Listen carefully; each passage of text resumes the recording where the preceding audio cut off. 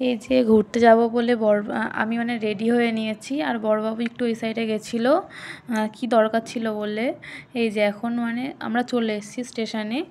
এটা মানে আমরা পুরো উপর থেকে মাটির নিচে নেমেছি, পুরো মানে মাটির নিচে আর কি, বলে না মেট্রো স্টেশন আসলে এটা খুব সুন্দর, তাই না? আমি মানে ফার্স্ট টাইম এই স্টেশনে আসলাম, যে আমাকে একা একা দেখাচ্ছে বলে ভিডিওতে, আমি আমার মানে বড়বাবুকে বলছি তুমিও একটু আসো ভিডিওতে।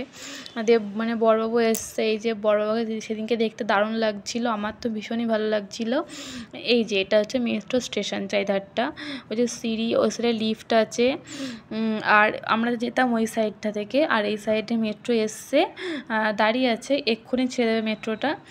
মানে গরমের জন্য তো মেট্রো স্টেশনটা ঠিকঠাক আছে, মানে ঠান্ডা আছে তো এর জন্য আরও বেশি ভালো লাগছিলো স্টেশনটাতে।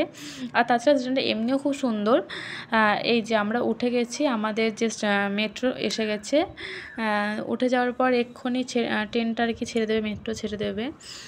দিয়ে তারপর এখন আমরা মানে পৌঁছে যাব মেন জায়গায়, মানে আমরা যেখানে যাচ্ছি আর কি।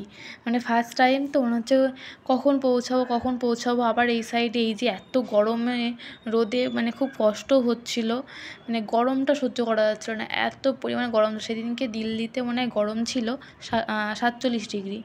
এত গরমের মধ্যেও আমরা ঘুরতে গেছি।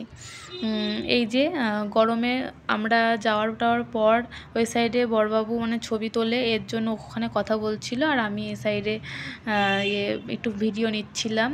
হ্যাঁ, এখন একটু ভালো করে দেখিয়ে দিচ্ছি, যে দেখে নিন চারিধারটা খুব সুন্দর। মানে অনেক লোকজন ছিল, এত রোদেও এত গরমেও প্রচুর লোকজন এসেছিল। মানে সবসময় একটা খুব ভিড় থাকে এই জায়গাগুলোতে। এই যে মানে যাওয়ার সময় প্রচুর ক্লান্ত হয়ে ফিরছিলাম,